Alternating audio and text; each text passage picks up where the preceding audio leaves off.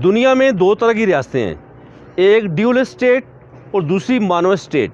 जब भी कोई मुआहदा यूनाइटेड नेशन में पास होता है या कोई कन्वेंशन पास होता है तो ड्यूल स्टेट उस मुआहदे को मेंबर होने के नाते साइन करती है, फिर उसकी तौसीक के बाद अपने मुल्क में उसे लागू करती है और उस कन्वेंशन को अपने मुल्क में लागू करने के लिए उस स्टेट को अपनी असम्बली से स्पेशल कवानीन बनाने पड़ते हैं और ये तमाम कवानीन इसी कन्वेंशन के अम्ब्रेला के नीचे बनाए जाते हैं। तब जाकर ये इंटरनेशनल मुआहदा या कन्वेंशन उस मुल्क का कानून बनता है।